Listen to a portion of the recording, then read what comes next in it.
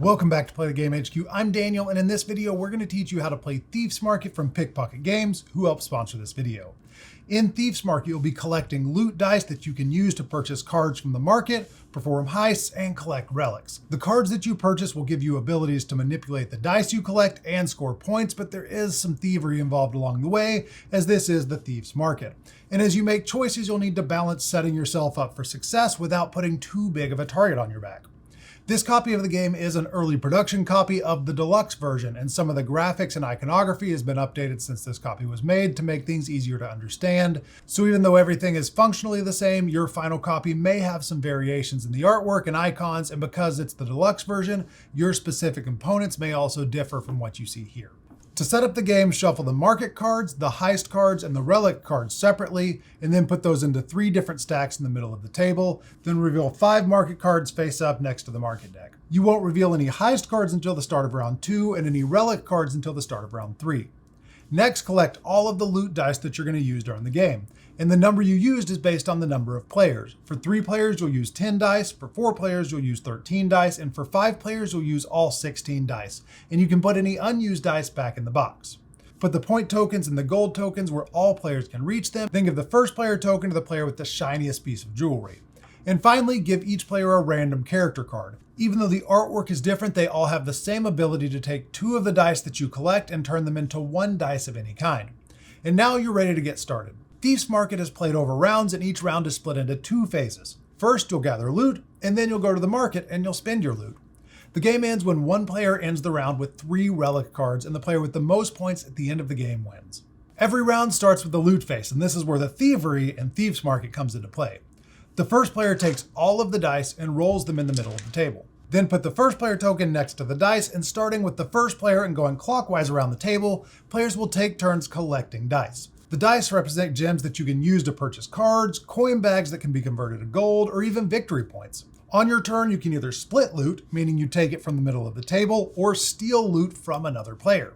To take loot from the middle of the table, you can take as much or as little as you want from what's there, including the first player token, and you can take dice and the first player token if you want on the same turn. If you want to take everything, you can do that, but there's a good chance that you'll be robbed by another player if you do.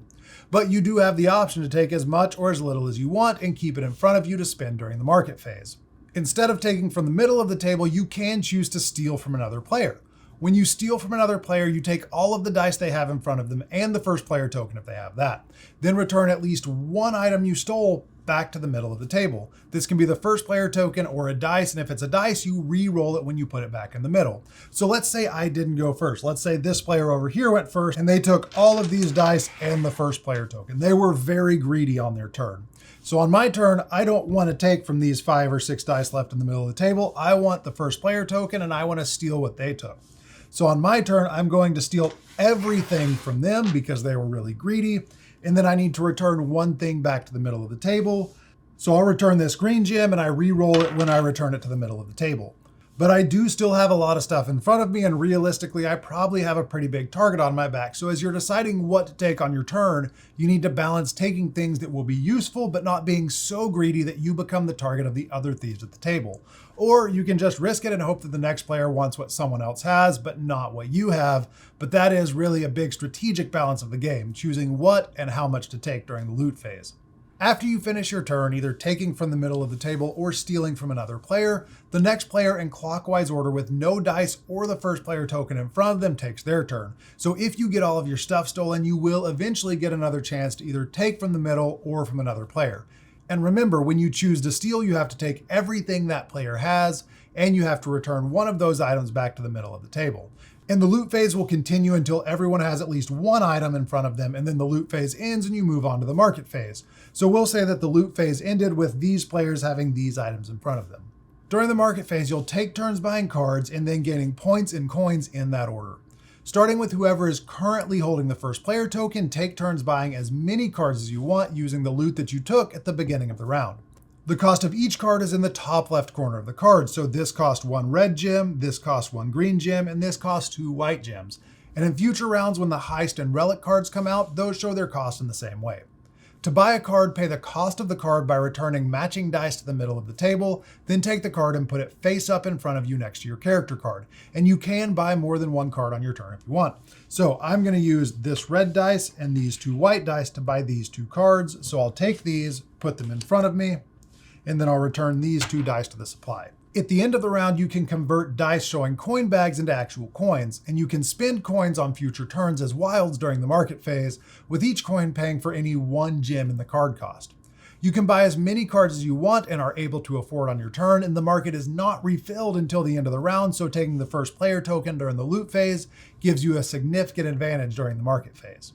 After everyone has purchased all of the cards that they can or choose to, take 1 point token for each owl dice you have and 1 gold coin for each coin bag dice you have.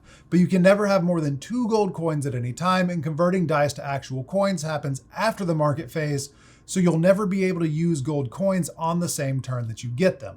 So I have 1 coin bag and 1 victory point dice left over at the end of the market phase. And for the eagle-eyed viewers, I did take this dice from another player for this example. I did not have this at the end of my actual market phase turn. So this coin bag dice will get converted into 1 gold coin that I'll save, and this victory point dice gets turned into 1 victory point.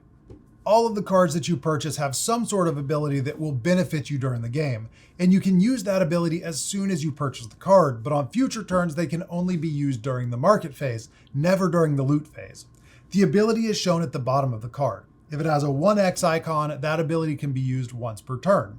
When you use that ability, rotate the card to show that it's been used, and then you'll reset it at the end of the round. If a card has an infinity symbol, that card can be used as many times as you want, as long as you have the right items to use the action.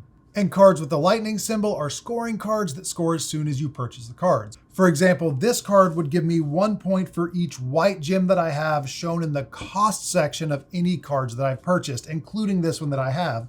So I would score 4 points by purchasing this card, 2 for this one and 2 for this one. Most of the cards let you manipulate your dice. For example, this one lets me convert a white dice into any of these 3 colors, and this one lets me convert a coin bag into either a white or a red gem, and the rulebook explains how each of these ability works.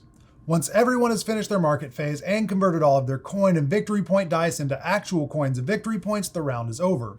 To set up for the next round, refill the market row to 5 cards, and then at the beginning of round 2, deal out 4 heist cards, and at the beginning of round 3, deal out 3 relic cards. And at the beginning of each round for the rest of the game, you'll refill each of these rows to this number of cards unless one of the decks runs out. Then you just refill what you can. Once the market is ready, whoever has the first player token begins the next loot phase. The game ends when someone ends a round with at least 3 relic cards. Once that happens, everyone tallies their points and the player with the most points wins the game. And if there's a tie, the tied player who was earlier in the turn order wins. And that's Thieves Market. If you have any questions, be sure to leave us a comment below and we'll answer as quick as we can. Thank you so much for watching. We'll see you later. Bye.